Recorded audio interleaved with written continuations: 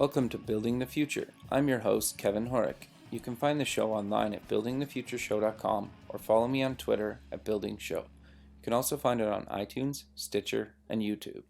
I'm excited to announce that I am now a brand ambassador for the Business Rock Summit in Manchester, England, April 21st and 22nd, where Steve Wozniak is headlining. More details at business-rocks.com.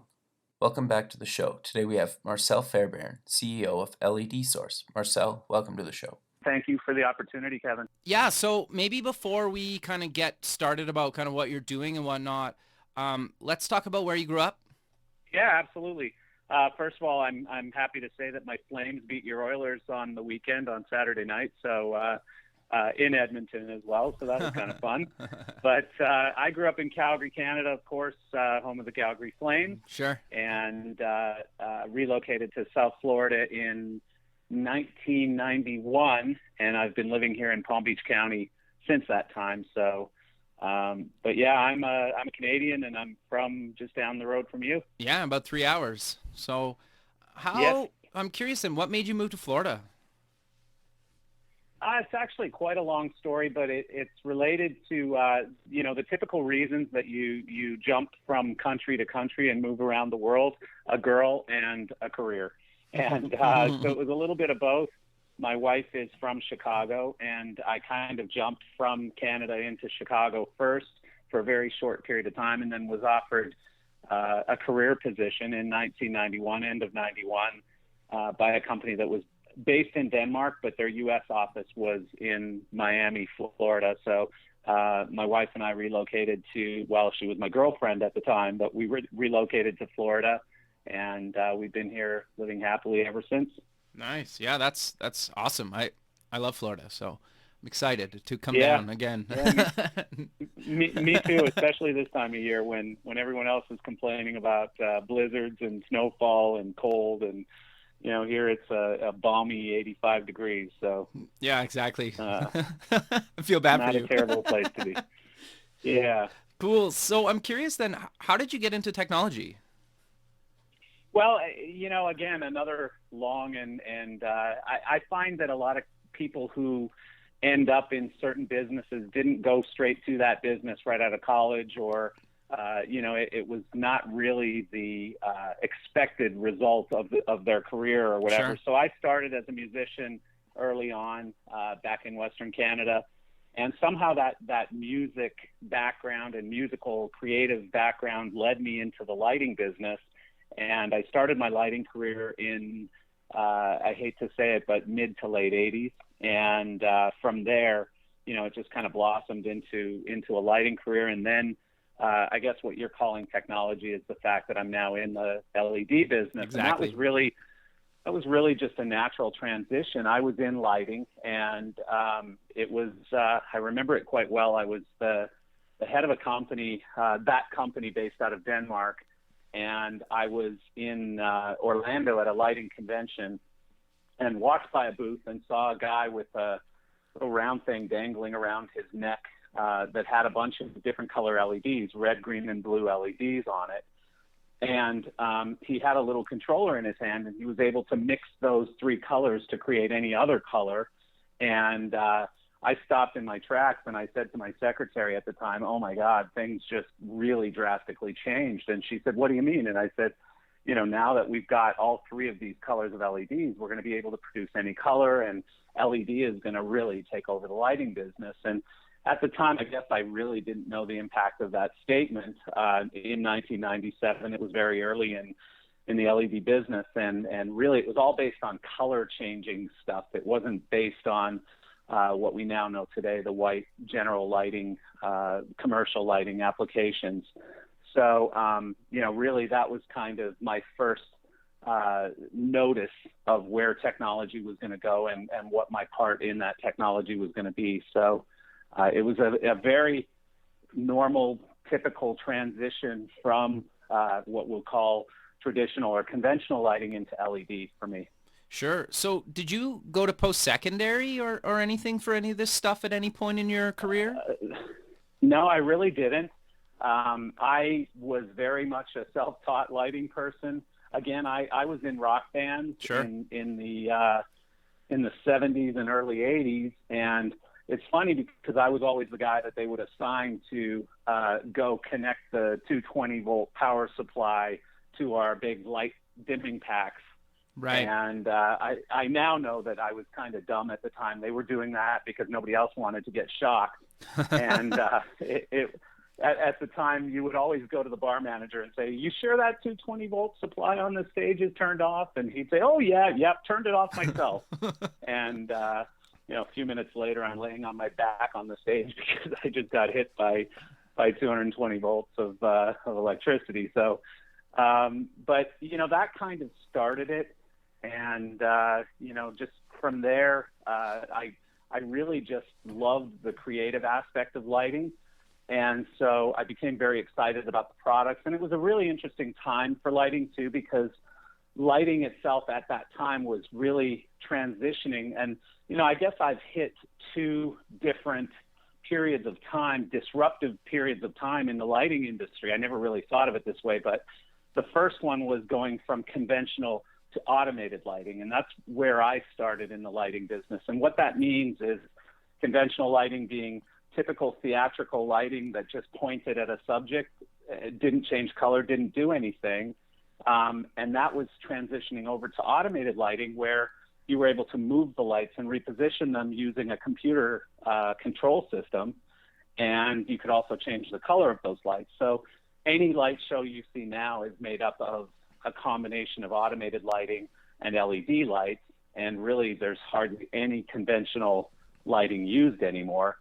And so, that first major disruption of the lighting business was going from conventional lighting to automated, and then the most recent going from, traditional light sources like incandescent and discharge lamps and stuff over to LED.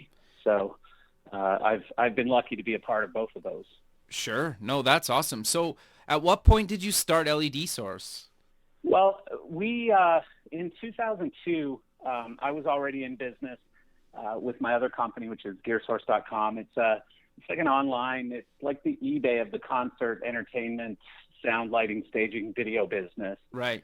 And I got a call from a friend of mine in England who had just started to manufacture a line of LED stuff. And as I said, I had already been familiar with LED products. I started seeing them as early as 1997. And so he said to me that, these lights were being made in England. They were being very well accepted in the lighting markets over there, primarily entertainment and architectural markets. And would I be interested in carrying that brand into the United States? So we partnered and created a joint venture company here under his business's brand. And it started to take off a little bit. So I think in about 2004, my go-to guy in that friend's company was a gentleman named Gavin Cooper. And I reached out to Gavin and said, this thing is starting to take off. I've got my other business to run. Would you be interested in moving over here to the United States and taking over the LED side of my business? And he was very excited about that and moved his family over to Florida. Again, it was probably about this time of year when it was getting cold in England. And sure, his family was like, heck yeah, sunshine. Are you kidding me? And so Gavin moved over here, and we quickly changed. We kind of folded that other business into what became LED Source. And instead of being partners with that British company, we became partners over here. And we continued to distribute that British line of LEDs, but we were also able to carry other products. We just saw the market becoming much more vast than a little boutique brand out of England. So that was really what drove us to change the name to LED Source and found that company in 2005. Sure. So maybe we can cover kind of exactly what kind of stuff are you guys selling? Like, I get that it's LED lights and whatnot, but maybe just for the listener to maybe like cover a little bit more broad about exactly what that really means and kind of what you guys offer. Yeah, absolutely. So, it really started early on in 2005. We were still very much involved in more the entertainment and architectural markets. And the reason behind that is because the big benefit of LED at that time was the ability to change color within the product without having to use gels or filters of any kind. Just by mixing the colors of LED, you were able to generate any color. So that was actually a big deal. It was convenience. It was very simple.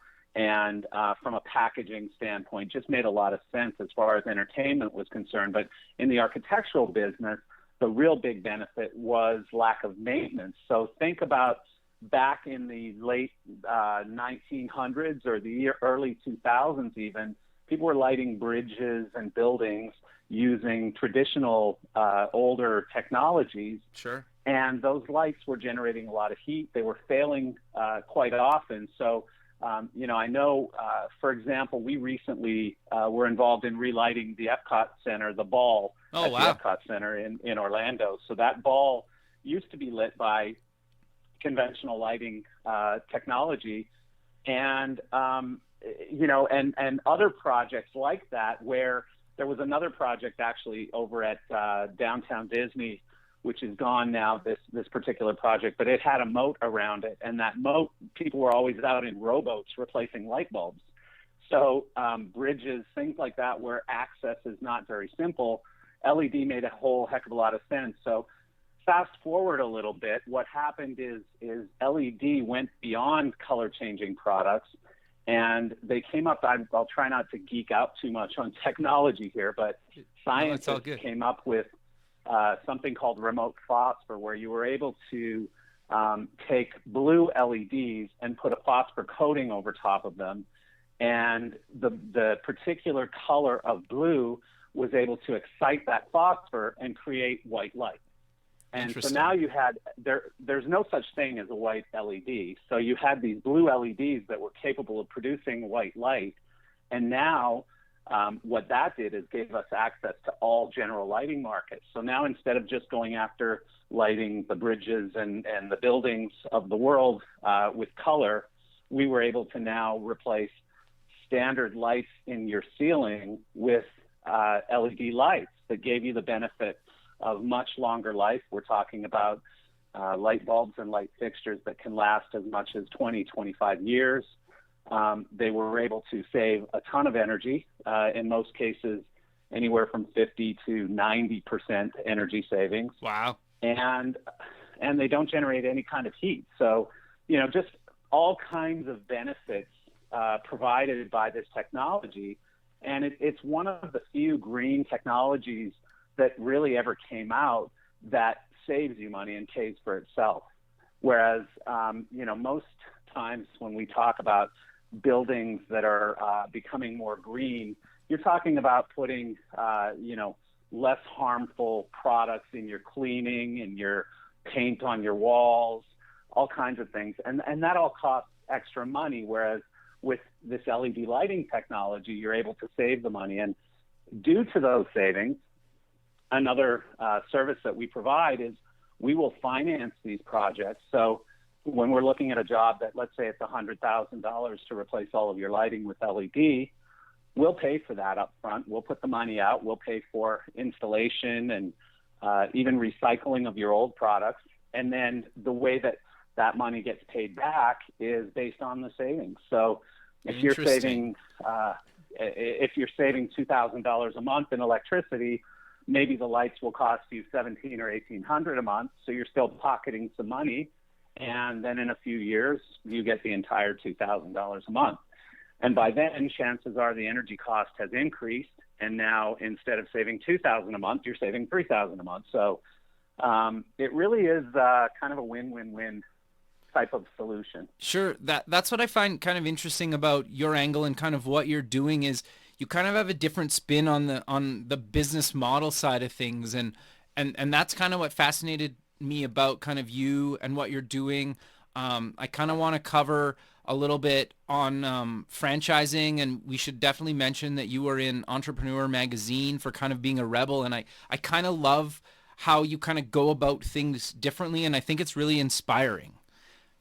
Yeah. So, in 2008, actually I think it was the end of 2008. I did mention I'm from Calgary, Canada, and about 12 years ago, I really began to miss Canada a lot. And so my wife and I built a house up in Banff. Well, actually in Canmore technically, but most people know it as Banff. Sure, yeah. It's about, what, 40 minutes? Yeah, exactly. 20 but minutes, it's right maybe, in the Canadian, right in the Canadian Rocky Mountains. Beautiful, beautiful place. And so end of 2008, I was on my way up there to go meet up with my family for Christmas.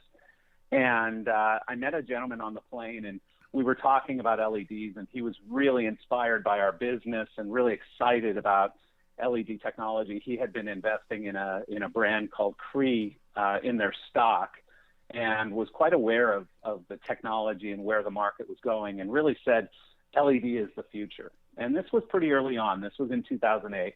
And I said, I know it's the future, but geez, how do we get there? And he said, well, what you really need is you need a location in every city, because I'll tell you, as an investor in Cree, I was trying to buy stuff for my own business and for my house, and I wasn't able to buy these products anywhere, and nobody had knowledge of what I should buy. And so I really needed an expert, and you guys call yourself the LED lighting experts. And so I need you to open a location in Dallas, where I'm based. Right. And so, I kind of ruined my entire Christmas vacation that year, drawing circles on paper and trying to figure out how am I going to open a location in every city of this country. And this was 2008, remember, and for those of you in Canada, you didn't have it quite as hard as we did, but in the United States, banks were in a complete meltdown in 2008. Sure. So you weren't just going to go to the bank and say, hey, I've got this great idea and this really cool business model. Give me millions of dollars so I can go open locations. That wasn't going to work. So instead, what we had to do, and, we looked at all the different investment possibilities, venture capital, private equity. But because we were a small, young startup company, we felt like we were going to have to give up too much, if not all of our equity, to get into that position where we had enough capital to build locations in multiple cities quickly, because this was a timing thing as well. So at some point I had a conversation with one of my advisors / friends, and I said, here's my dilemma. What do you think? And he was doing business at the time with a new franchise company called Salad Creations, which is a very successful franchise company. And he said to me, have you thought about franchising? And I said, wow, no, not at all. You mean like Subway and McDonald's? That doesn't make any sense. Then he said, no, how about if you were to go into electrical wholesalers and open a little kiosk that said LED source and educate people through that kiosk? And I hated that idea. I didn't like it at all. Okay. But I was intrigued by the franchise concept because Sure. I didn't know much about the model. Sure. So, I'm a curious entrepreneur. I went and bought a couple books and skimmed through them and learned what I could about franchising, and then hired a consultant to come in and look at our business and tell me whether or not, in his professional opinion, he thought it was franchisable. And he said it absolutely is. Here's some of the things you need to do. So that's kind of where the beginning was. And that was by now early 2009. And then a couple things happened, and some of them were positive, some not so positive. One of the negative things that happened is my team of experts told me that for us to get our company from where we were that day into the franchise business, where we could legally now be able to sell a franchise, would take about 6 months and would cost us somewhere in the neighborhood of $150,000. And so here we are, this 3-year-old company who's flying by the seat of our pants, never took on any investment, didn't have a line of credit, didn't have any bank lines or anything. So I went to my partner and I said, hey, look, you need to keep selling, and here's what I'm going to do. I'm going to go spend all my time and about $150,000 of our money, and I'm going to put us in the franchise business. And he said, okay, great, no problem. So, then kind of every business owner's nightmare came true for me, which is that instead of 6 months and $150,000, it ended up being about 14 or 15 months and almost $1 million. Oh, wow. So, yeah, and again, funded completely out of cash flow. So it was a bit of a shock to our system.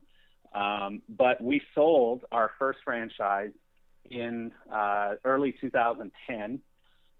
And then we made another crazy mistake, which was there are a lot of very successful, very large franchise companies who don't sell franchise locations in Canada, and specifically or primarily don't sell franchises in Quebec.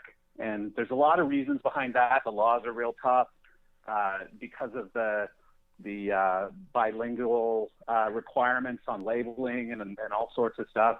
So it just complicates it and makes it very hard. So a lot of big franchise companies will not franchise in Quebec. So we sell our first franchise in Montreal. Right. And so now not only do we have to go learn the franchise laws in a completely different country, we have to learn accounting on franchising and taxes and all those types of things in Canada. So it wasn't the smartest thing we ever did, but I will tell you that franchise is still open and operational and successful today, and one of our smartest franchise owners, and really, really a great team over there.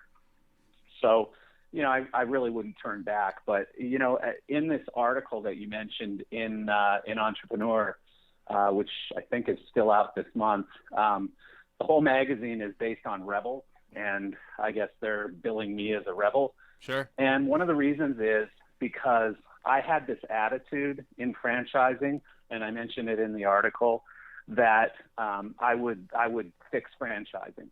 So instead of coming in and doing it the franchise way and hiring franchise people and following, some of the things that franchise companies have learned over the years, I would come in this big, strong, confident entrepreneur, and I would just shuffle things around and make it work my way. And that was a very big mistake for me, and it cost me and the company a lot of money and a lot of time and a lot of heartache. And I've since made some pretty drastic changes to our company to really start to act and behave a lot more like a franchise system. And there are vast differences between running a company with multiple locations and running a company with multiple franchise-owned locations. Sure. No, I think that's interesting, and it's kind of nice to know and hear you talk about kind of the pros and cons of it. So is there any advice you'd give kind of when people should franchise, or is it kind of really depend on what they're trying to do? Well, certainly it's different for every business, but sure. I think that if a business is to scale, you have to, I always think in scale. Whenever I'm going to do a new project, a new division in a company, and certainly whenever I'm going to build a new company, I always immediately start thinking in scale. So I don't think of it as a $100,000 or $500,000 company. I think, what is this company going to look like at $10 million or $100 million? And how am I going to get it there? So I have a scale model in mind, and generally I'm building to that scale model the moment I open the doors on a business. So first of all, I would suggest that any small business owner who's looking to grow their company thinks about that company in scale. What does it look like at whatever revenue I think I can get this business to? Because otherwise, you're going to constantly be challenged by your lack of capital, your lack of accounting systems, your lack of process, your lack of inventory. Whatever it is, you're going to be missing something because you never thought of the business at a larger scale. Sure. But from strictly a franchising standpoint, you really have to look at your business and decide how easy is it to repeat this business. Is it something that I can teach someone else within 30 days how to run this business profitably and successfully, and can I do that over and over again?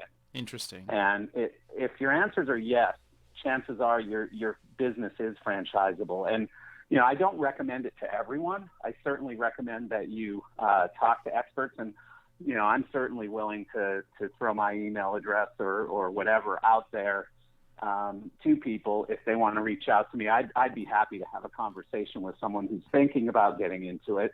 Not that I'm an expert, but I've certainly been through 5 years of it now. Sure. The good and bad. And so I could certainly help someone maybe not make the same mistakes I did.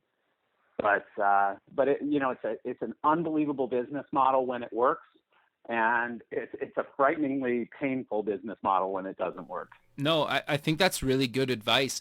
So other than obviously kind of financially and maybe because you want to be geographically make sense for you to sell physical product in, different locations across the countries or the world. Is there any other kind of reasons why you'd franchise? Well, the big thing is that you're sharing the expenses. So yes, you're sharing revenue. You're giving, instead of making a 30% profit, you might be making a 5% royalty on the sale. Sure. But you're pushing out those expenses. You're sharing the expenses, which means you're really pushing out risk.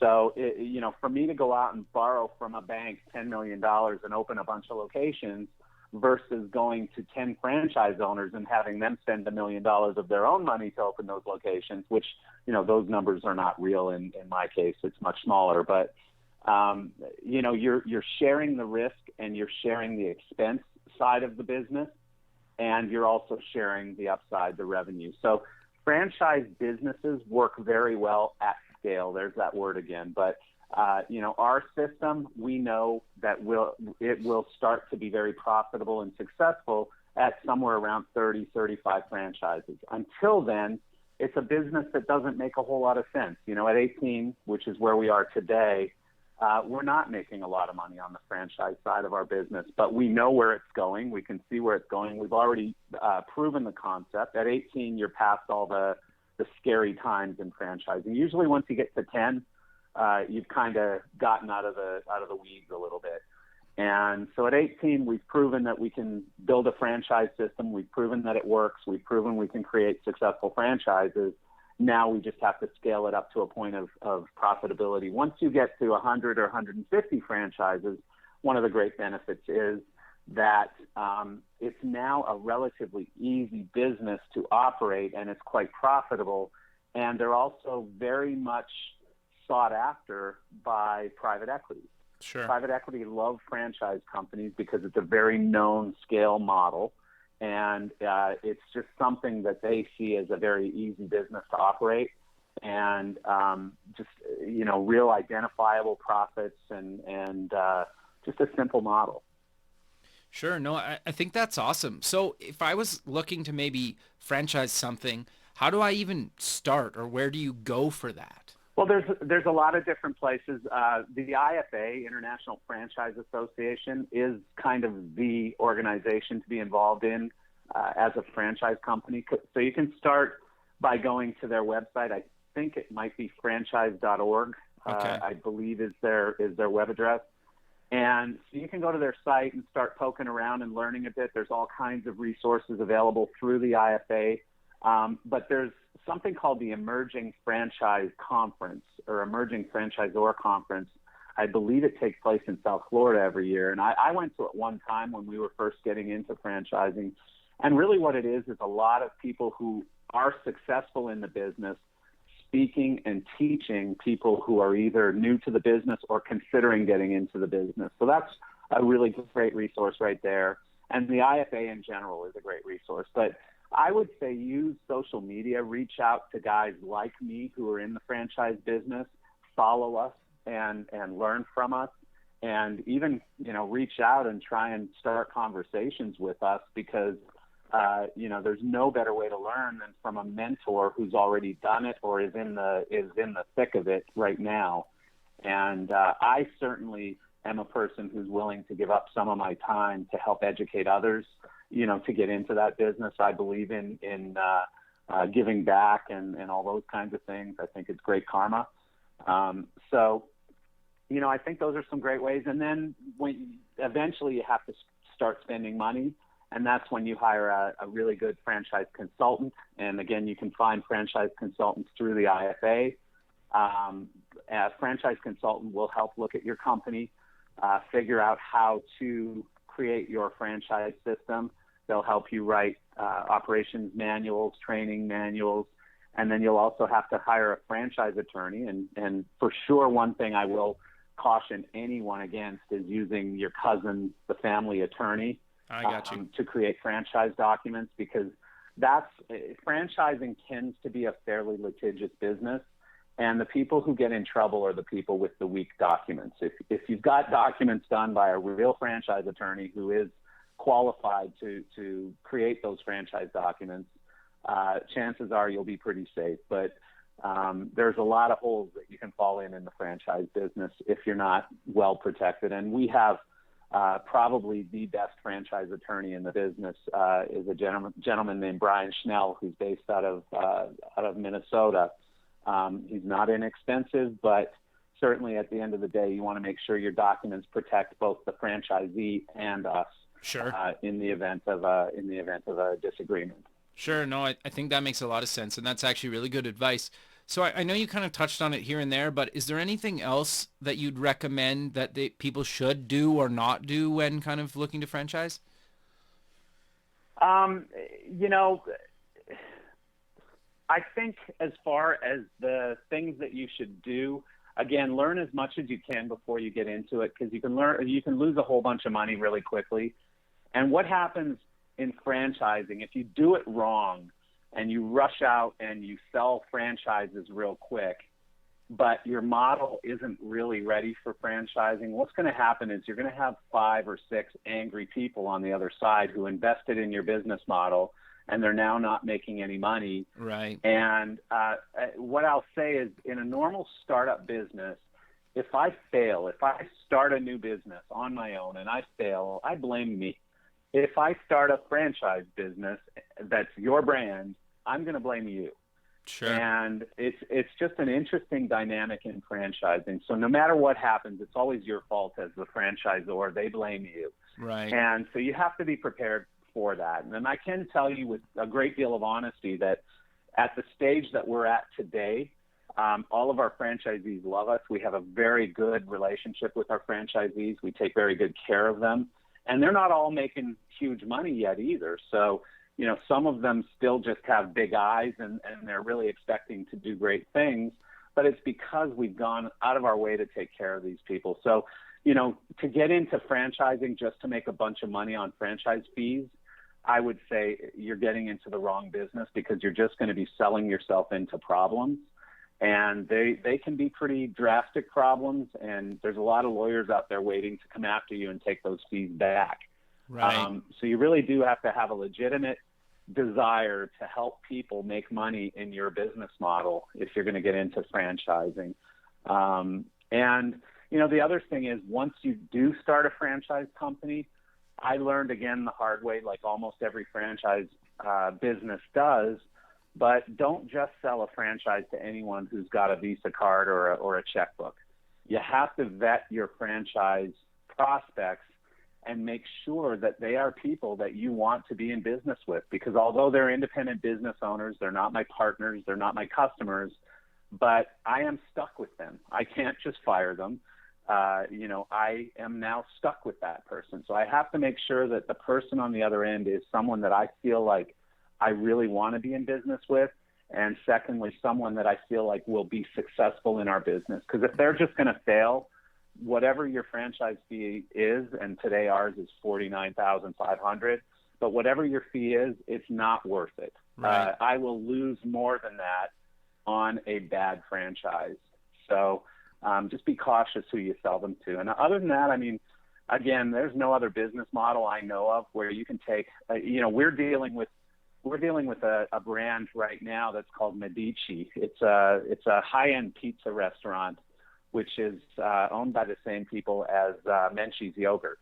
Okay, yeah. And my national accounts people told me that they just had a conversation with them.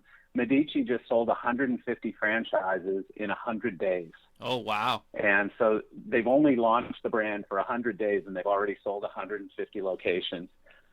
So it can happen very, very quickly. And these are not, you know, these are franchises where each location is probably $500,000 or more in build-outs and in costs to go into business. So these aren't small investments. Sure. So, you know, if you get it right, you can certainly scale very, very quickly. And, you know, you just have to get it right first. No, I think that's actually really good advice. And to be honest, I didn't really know anything about franchising or at all until we really are doing this show right now. And it's always kind of fascinated me.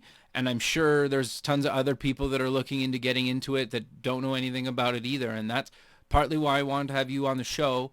The other reason that I really wanted to have you on the show is because, well, you were featured in Entrepreneur magazine for being a rebel, and I kind of want to know more about like why it's important to kind of, be a rebel sometimes, and kind of like your kind of mindset behind why it's important. Well, great question, by the way, and great topic, and it's one that I've lived my entire life.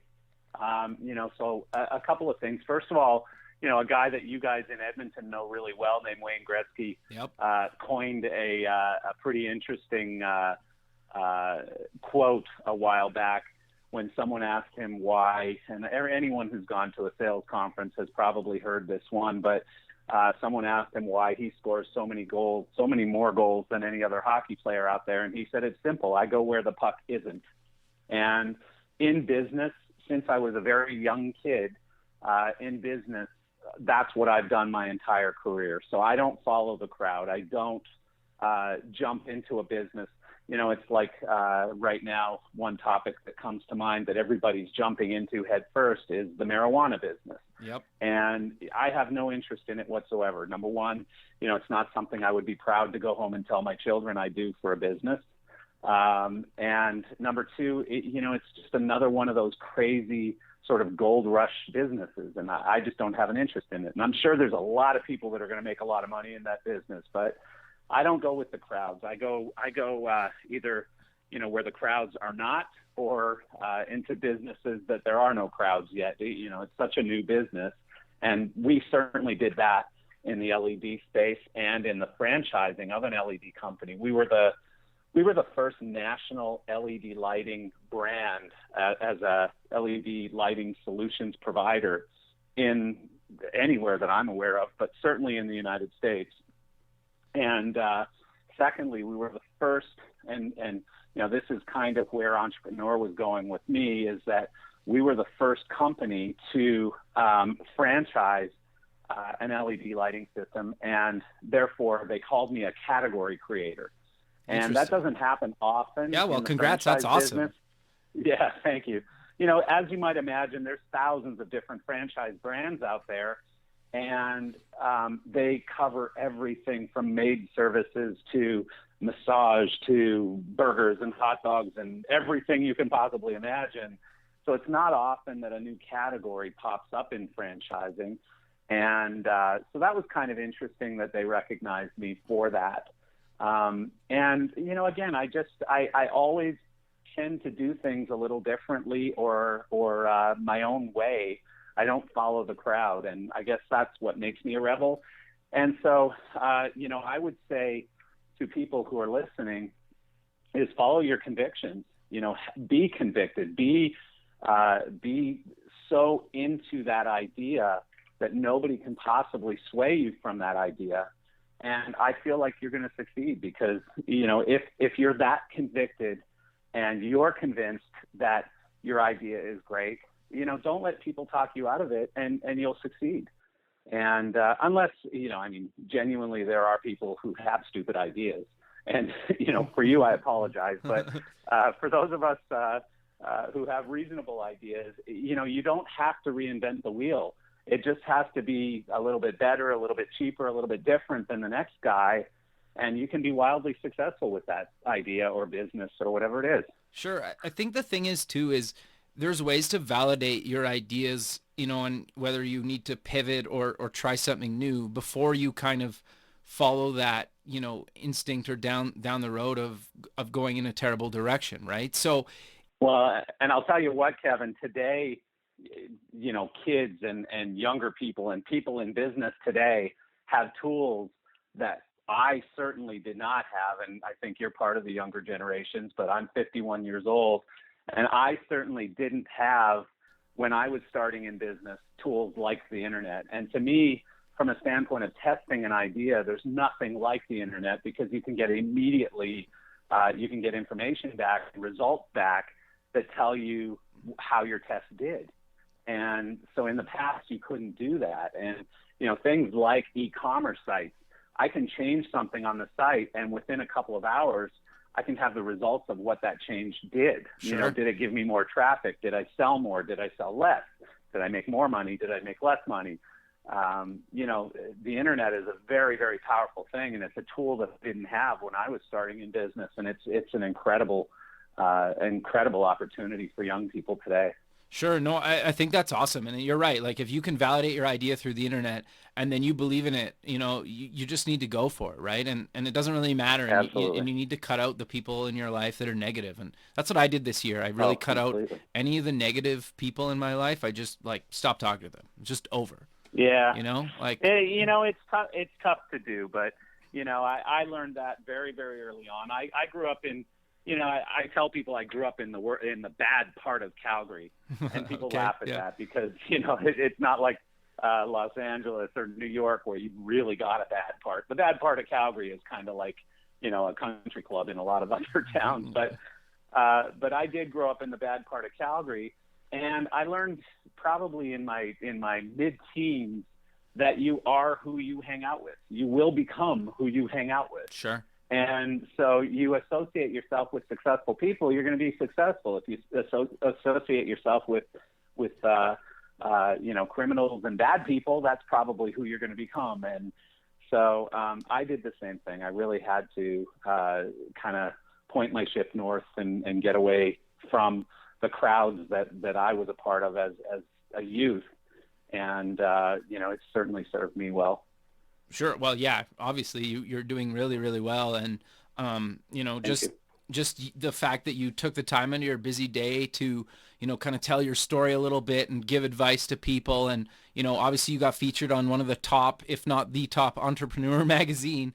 Like, obviously you're doing well, right? You have validation from peers and journalists and the kind of the general public, right? So, you know, and I'll tell you too, Entrepreneur for me, this was actually the second time I'm in it. I was in it pretty much exactly 5 years ago when we started our franchise system. And again, it was an article featuring me for being a guy who had, you know, the cojones to go out and start a brand new type of franchise system at a very tough time when the world was in crisis and the country was in, you know, massive recession. And but at that time I was so very excited because I really grew up reading Entrepreneur magazine. It is one that inspired me as early as probably 17, 18 years old.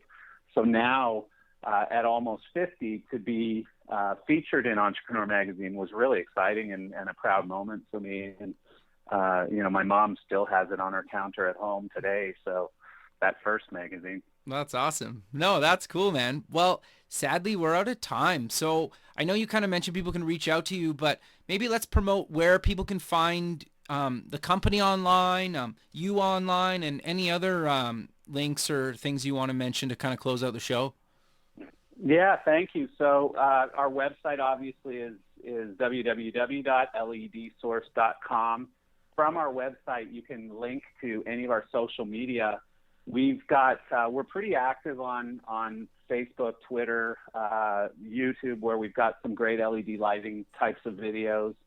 And myself, I think I'm just my name at everything, at LinkedIn, at Facebook, at Twitter, Instagram, Marcel Fairbairn, Marcel Fairbairn, Fairbairn. So obviously Twitter would be at my name. Etc. So you can find me on any of those. And again, I'm perfectly happy and willing to have a conversation with anyone who is considering taking their business into franchising or even just has a business that they're looking to scale and they want to bounce some ideas. I'm a real good guy to bounce ideas off of. I always say that I can solve the world's problems. I just have trouble with my own. And so I guess that would make me a good consultant someday. But yeah, so you can reach me on any of the social media platforms, and again, the company at ledsource.com. Perfect. Well, I will post all those links in the show notes so people can actually just go to the website and check them out online. But Marcel, thanks for taking the time out of your day to do this. I really appreciate it, and it was a great show, and I look forward to keeping in touch with you. Likewise, and thank you for the opportunity, Kevin. Perfect. Thanks, man. Talk soon. Okay. See ya. Bye. Thanks for listening. You can visit past shows at buildingthefutureshow.com. If you're going to the Startup Expo on February 16th and 17th in Fort Lauderdale, Florida, and want to record an episode, please contact me.